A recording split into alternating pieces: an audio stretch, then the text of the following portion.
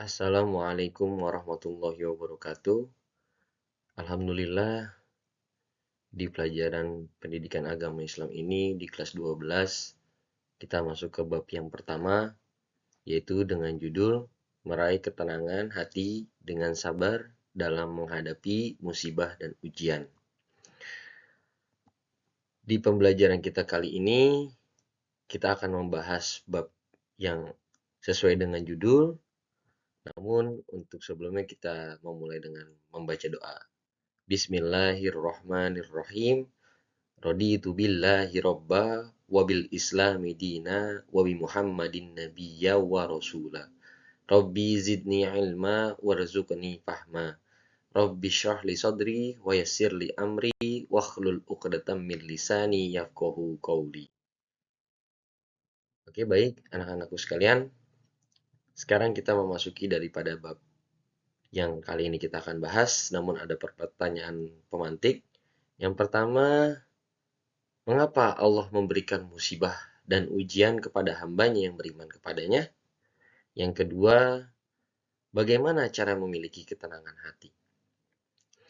Pertanyaan di atas ini sangat berkaitan dengan bab yang kita bahas dan sering banget kita juga merasakan yang namanya seringkali kita merasakan musibah ataupun ujian, dan kenapa Allah memberikan hal tersebut padahal kita selalu beriman kepadanya, dan juga bagaimana cara memiliki ketenangan hati. Untuk menjawab pertanyaan-pertanyaan di atas, kita masuk dari mulai kita membaca dan memaknai Quran surat Al-Baqarah ayat 156 yang berkaitan dengan bab ini, yaitu Bismillahirrahmanirrahim, walanabluwannakum bisyai'im minal khaufi wal ju'i wa naqsim minal amwali wal anfusi was thamarat wa basyiris sabirin alladzina idza asabathum musibah qalu inna lillahi wa inna ilaihi raji'un.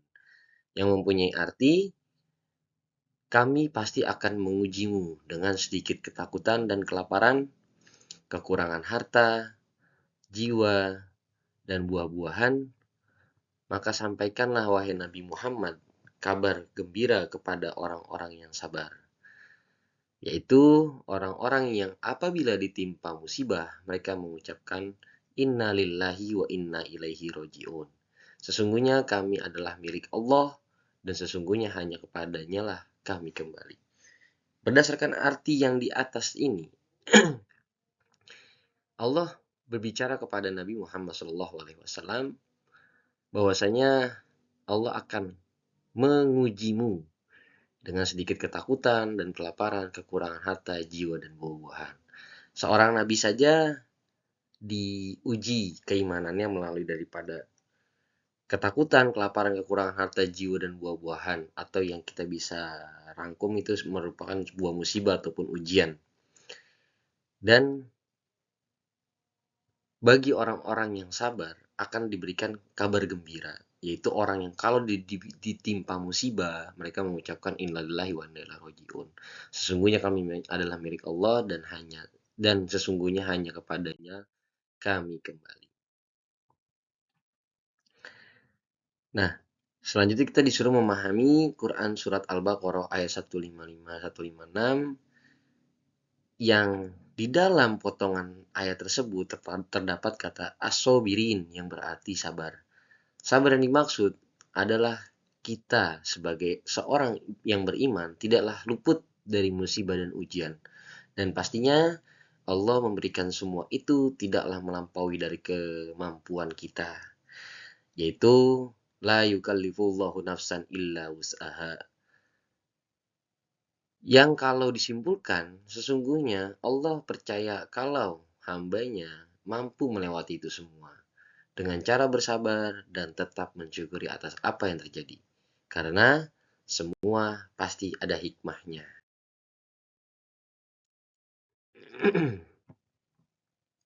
Musibah dan ujian. Ada perbedaannya. Bila musibah, itu merupakan peristiwa atau kejadian yang menimpa seseorang atau sekelompok orang, biasanya berbentuk bencana, kesusahan, dan lain-lain. Dalam Islam, musibah merupakan bagian dari ujian hidup yang harus dihadapi dengan sabar, ikhlas, dan tawakal kepada Allah Subhanahu wa taala. Selanjutnya, bila ujian di dalam Islam, ujian sendiri diartikan sebagai bentuk kasih sayang Allah kepada hambanya, karena bagi hamba-hambanya yang lulus dari ujian tersebut akan mendapatkan kenaikan derajat dari Allah Subhanahu wa taala. Dan perbedaannya antara musibah dengan ujian, sesuai dengan yang dijelaskan tadi, terletak pada bentuk dan sumbernya. Bila musibah selalu dikaitkan dengan musibah yang biasanya dibuat oleh manusia itu sendiri tanpa ia sadari. Yang ada di dalam Quran surat Ar-Rum ayat 41, Zoharul fasadu fil barri wal bahri bima kasabat aydin nas.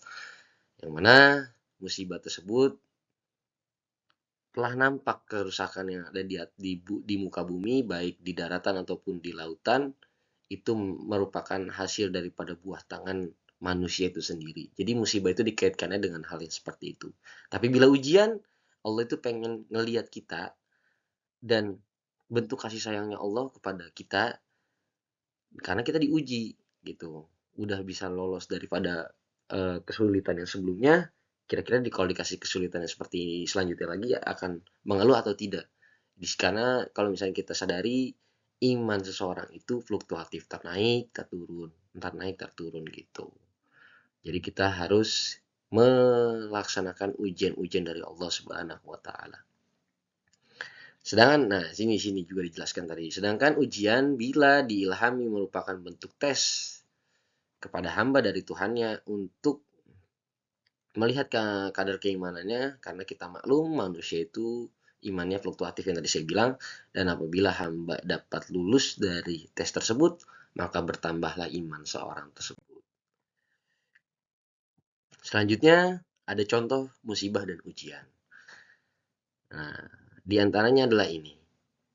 Musibah itu contoh-contohnya seperti banjir, bencana alam biasanya dikaitkannya, gempa bumi, kebakaran, kecelakaan, dan juga meninggal dunia. Itu masih dikatakan musibah. Tapi kalau misalkan ujian adalah kemiskinan, kita kehilangan pekerjaan, kesulitan dalam belajar, gangguan kesehatan, dan juga fitnah. Next, kita ditanya di sini. Lalu apa solusinya dalam menghadapi musibah dan ujian tersebut? Yaitu adalah sabar. Innallaha ma'as sabirin. Sesungguhnya Allah bersama orang-orang yang sabar. Begitu. Selanjutnya, hikmah daripada kita bersabar dalam menghadapi musibah dan ujian itu ada beberapa. Yang pertama, meraih ketenangan hati, dan dengan kesabaran itu sendiri melatih diri dalam hidup yang tidak berlebihan, mengingat Allah, mengangkat derajat seseorang, dan menggugurkan dosa-dosa, memperkuat keimanan, serta memperoleh pahala yang besar. Kesimpulannya, sabar adalah kemampuan untuk tetap tenang, kuat, dan tidak putus asa saat menghadapi musibah dan ujian. Bahkan buah dari kesabaran itu dapat memperoleh ketenangan hati, yang mana ketenangan adalah salah satu faktor yang sangat berpengaruh dalam kita berproses menjalani ibadah dan hidup. Selanjutnya, musibah dapat dikategorikan sebagai teguran dari Allah Subhanahu wa taala karena hambanya yang lalai dalam tujuan hidup, yaitu beribadah sesuai dengan Quran surat Az-Zariyat ayat 57. Wa ma khalaqtul jinna wal insa illa liya'budun. Karena kita lalai, maka Allah tegur dengan musibah. Yang seperti ayat yang tadi saya bacakan, sesungguhnya Allah menciptakan jin dan manusia tidak lain tidak bukan hanyalah untuk beribadah kepadanya. Terus ujian merupakan cara Allah menaikkan derajat seseorang, mendidik, membersihkan dosa-dosa, serta menguji kualitas iman dan seseorang hamba. Sekian, terima kasih. Mari kita tutup dengan pembacaan kafaratul majlis. Subhanakallahumma wa bihamdika asyhadu an la ilaha illa anta astaghfiruka wa atubu ilaik. Wassalamualaikum warahmatullahi wabarakatuh.